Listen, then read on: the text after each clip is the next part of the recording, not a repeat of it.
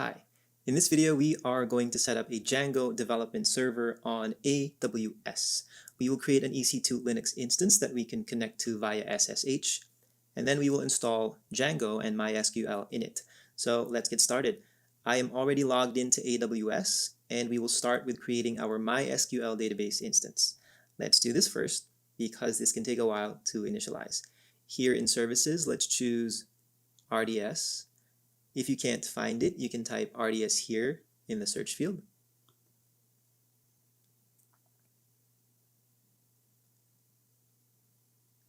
Next, click on Create Database, and then select MySQL. For the template, I'm just going to choose the free tier. Here in the database settings, I will change the database name to mysql-db ms, but you can change this to whatever name you want.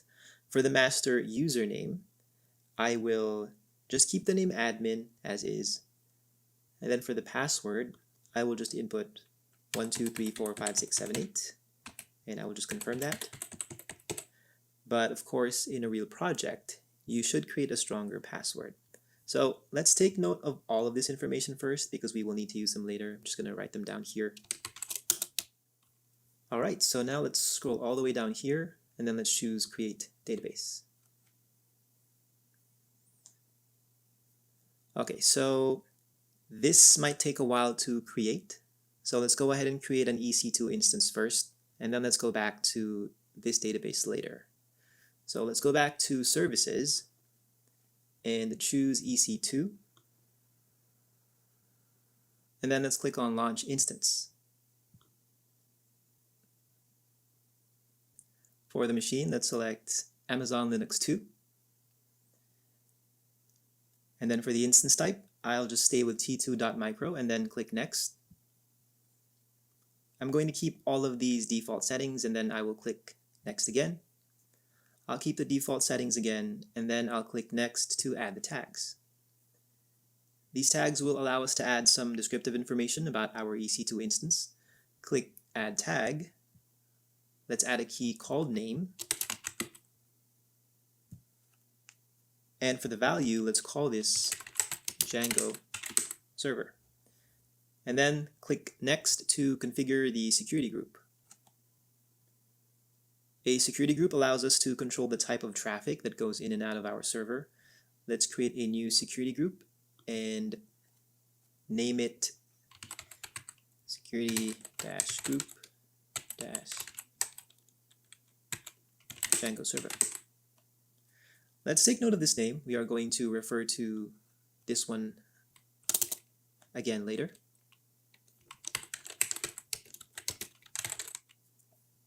For the description, let's just say security group for Django server. So we want to allow SSH traffic so that we can connect to our EC2 instance securely. The SSH type uses TCP, and the default port is 22. We can change the source to anywhere. This means that we will allow connections to the instance from any IP address, but in an actual project, it's not always recommended to allow SSH connections from anywhere. You would like to limit the connections from trusted sources. And for the description, let's just say SSH from anywhere. And then we add another rule, a custom TCP rule for our Django traffic. We want to have our Django website be publicly accessible. The default port for Django is 8000.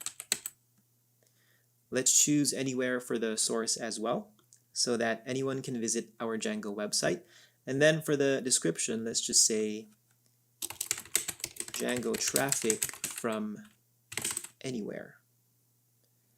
And then click on Review and Launch. Everything seems to be in order, so let's click Launch. And then we create a new key pair. This will be used as the key to securely connect to our EC2 instance. So let's choose Create a new key pair. Let's name this Django server key, and then click download key pair. This downloads a PEM file which contains the private key. Take note of where you saved the file. Do not lose this because we will always need it to connect to our EC2 instance via SSH. And then let's click on Launch Instances. And here we see a check mark that says our instances are launching. So let's click View Instances. And here is our new EC2 instance. Let's wait for it to initialize. And once it's up and running, select it so that we can see more information down here.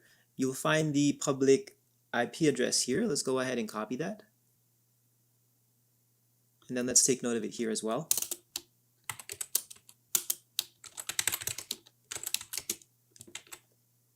Okay, so now here in the EC2 console sidebar, scroll down until you see Network and Security, and click on Security Groups.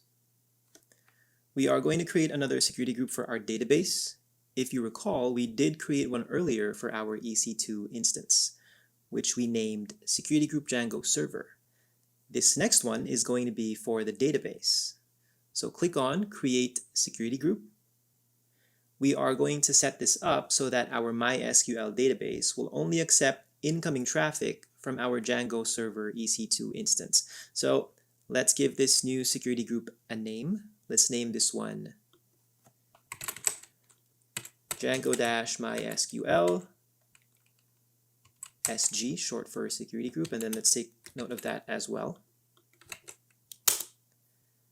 And then let's give this a description. Let's just say security group for Django project MySQL database.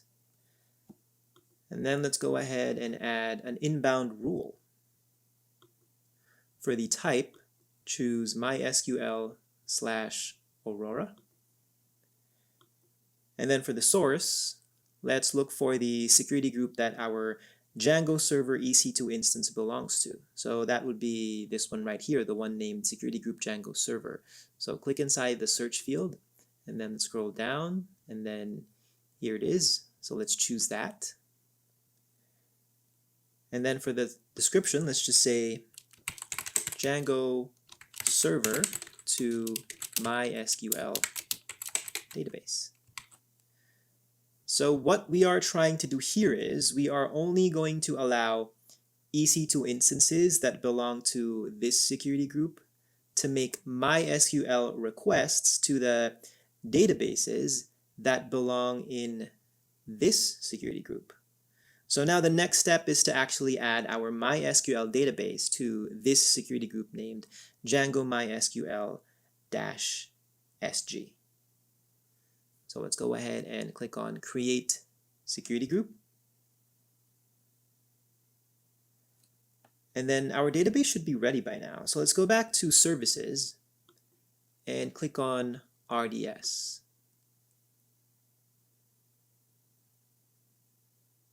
And then click on DB Instances. And here I see the database management system instance that I created earlier, which I named mysql-dbms. And here, under status, I see that it is now available. If yours isn't available yet, you just have to wait. So I will select this one, and then I will click Modify. And then we scroll down here until we see Security Group. And then let's remove this default security group and replace it with the new security group that we just created, the one we named Django MySQL-SG,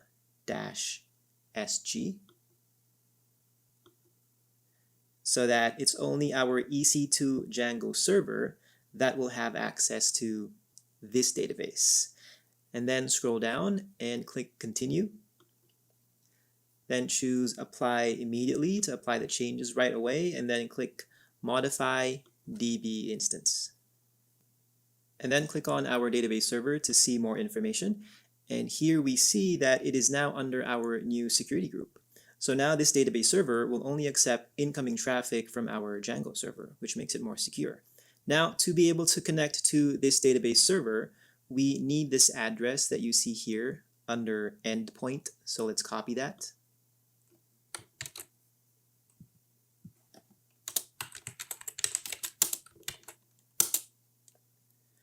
And take note of the port as well. We will also need that. 3306 is the default for MySQL. Okay, so now we are ready to connect to our EC2 instance. In your computer, look for the folder that contains your PEM file, the one we named Django server key.pem, and open a new command line window in that folder. We need to change the file permissions first. Now, I'm on a Mac, but if you are on Windows, the instructions are different. And you can see them by going to this link in the information card that comes up. If you don't see it, I also have the link in the video description below. Just come back here when you are done. Okay, so for Mac users, type CHMOD 400 and the name of your PEM file.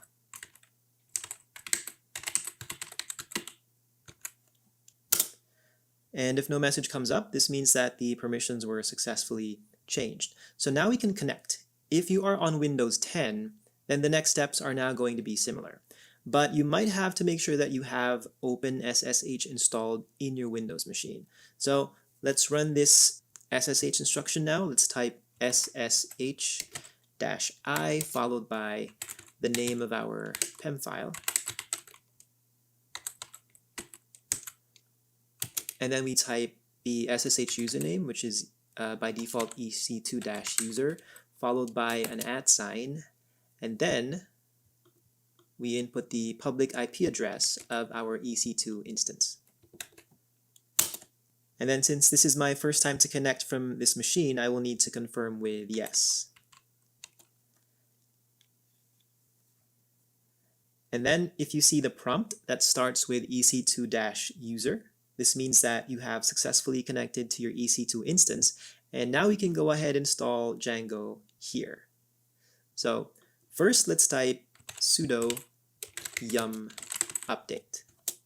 Yum is the name of the package installer that we will use to install the necessary components before we can install Django here in our Linux machine. I'm just going to go ahead and type Y for yes. So now that yum has been updated, we can go ahead and install the following. Type sudo yum install python 3-devel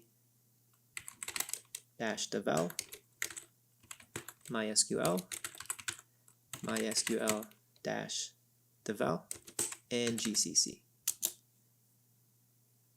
And then just type Y to confirm. All right. So now that those yum installations are complete, so we installed python 3-devel. So that's needed since Django is based on Python. We also installed MySQL and mysql-devel. So this would be for the MySQL component of our project. And GCC, that was a compiler collection. We're going to need that also for one of the other Python packages we will install later. Okay, so now that those yum installations are complete, let's first log into our MySQL console to connect to our MySQL server on AWS. So that's why I took note of all of the information here. So let's type mysql-u, and our root user for this one is named admin. And then we type -h for host, so we will need to provide the location of our MySQL database server. So that would be the endpoint here. So let's go ahead and copy that and paste that in here. And then we say -p. And then for the password, it's 1234567 And here we are. We are now logged in remotely from our EC2 instance, which we also connected to remotely from our own computer. Now, let's create a database. Let's type create database. Let's name it Django project DB. So that's the database we will connect to our Django project later, and that database lives here in this server that we can find in this address. So let's go ahead and take note of our database name as well.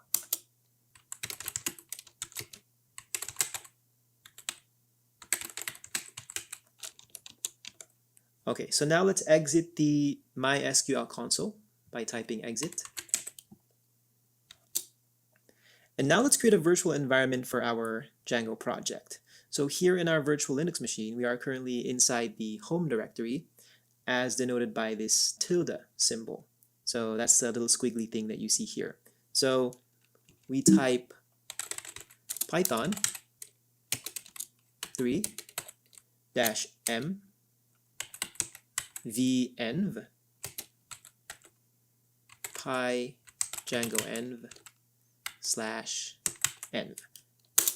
This creates a folder named pydjango env inside our home directory, and then inside this pydjango env folder, this one, it will create another folder called env that will contain the files for the virtual Python environment.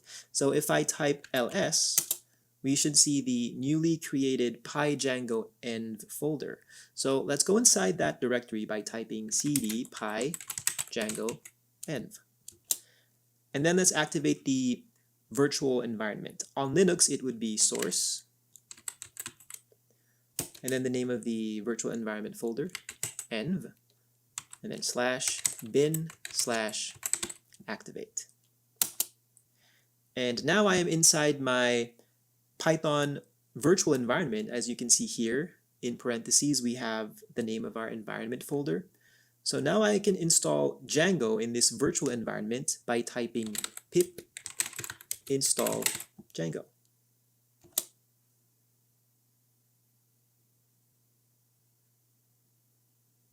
And then we will need to install another package that will allow us to work with a MySQL database for our Django project.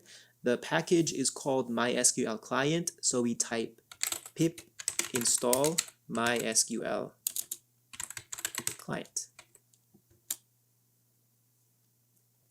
Okay, so we are ready to create our Django project.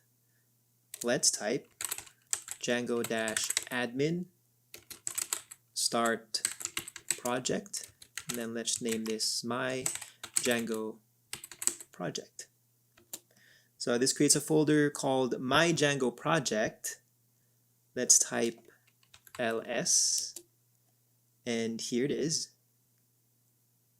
So let's go inside this one, cd my Django project. Now, if you recall how Django projects work, inside this folder, there will be a file called manage.py and another file called, or another folder rather, also called my Django project. So let's type ls, and there they are. And then inside this inner my Django project folder, you will have the Django project files such as urls.py and settings.py. So let's go inside this inner my Django project folder, cd my Django project, and type ls. And here we see settings.py and all the other project files. So let's go ahead and edit the settings.py file so we can connect our Django project to our database. There are programs here in our Linux machine that we can access in the command line that will allow us to edit our Python files. One of them is called Nano.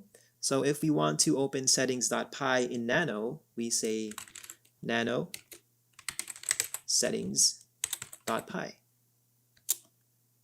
And that opens it up here in the Nano editor. So let's go down here until we see databases. And then let's apply the settings for our MySQL database. So for engine, we say django.db.backends.mysql. And for the name, let's change this. So let's place the name of our database, which we called Django Project DB. And then we specify the user.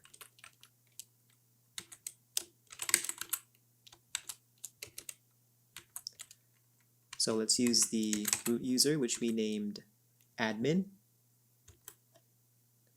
But in practice, you should not be using your database root user for this one. Instead, you should create another user with lower privileges, specifically for your project. And then we specify the password. So this one is just 1, 2, 3, 4, 5, 6, 7, 8. And then we specify the location of the database server. So that would be the endpoint address here. So we say host. And then let's go ahead and copy this.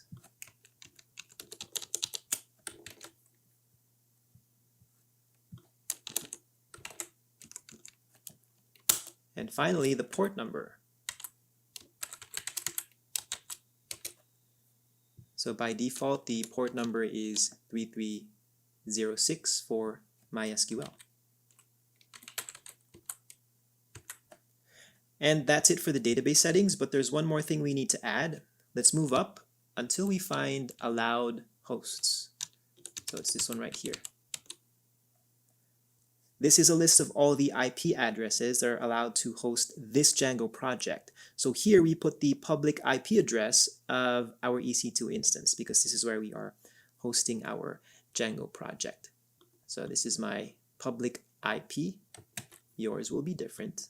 So I will put that in here. Okay, so let's save this. Control O, and then press enter, and then Control X to exit. And now we're ready to run the server. Let's go back up one folder by typing cd space and then 2 dots.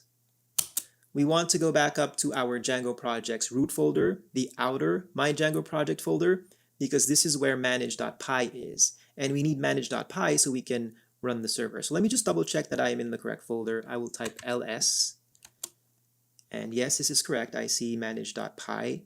So now we can type python manage.py run server. However, this will only allow us to access our Django project's website using localhost :8000. And that's only going to work if we had physical access to this EC2 instance. But we don't have that. So instead, we will need to use the EC2 instance's public IP address. And to enable that, we need to add 0.0.0.0:8000. This tells the server to allow connections using localhost on port 8000, but again, that would require you to have physical access to the server. But now, this will also allow outside machines to gain access using the server's public IP address on port 8000. So now that the server is running, I can open up a new browser window. And then I will use my EC2 instance's public IP address, followed by :8000. And there it is. The Django project is successfully installed. We now have a development environment for our Django project here on an AWS EC2 instance. Now, what might be difficult here is that you will have to create your files and directories and write your code here in the command line window instead of working with a graphical user interface. So you will have to familiarize yourselves with Linux shell commands and how to use a command line text editor such as Nano or Vim or Emacs, and really just get comfortable with using a command line interface. Your other option would be to develop on your local machines using the programs that you are used to, your IDEs, your text editors, and all that, and then just upload those files onto your EC2 instance. One way of doing that is by establishing an FTP connection to your server. FTP stands for File Transfer Protocol, and as the name suggests, it allows you to transfer files over a network. I will talk about how to do that in another video. Okay, so just a couple of reminders. If you are idle for some time, then your SSH connection in this command line window will time out. So you're just going to have to open a new window and connect again. When you are running the Django server, this will count towards the idle time threshold. So if you leave the Django server up too long, your SSH connection will eventually time out, and so will your Django server. But again, you can just always start a new shell and then run your Django server again. To stop the Django server, you can hit Control-C, as always. But there are, however, some methods we can use so that we can have our Django server run in the background. You can take a look at this Linux program called Screen, but I will also talk about that in another video. And also remember that if you restart your EC2 instance, you will get a new IP address. So you will have to update the allowed hosts in your Django project's settings.py file. Alright, so that's it for this video. Please give it a like if you found it useful, and do feel free to share it with others as well. Thanks for watching.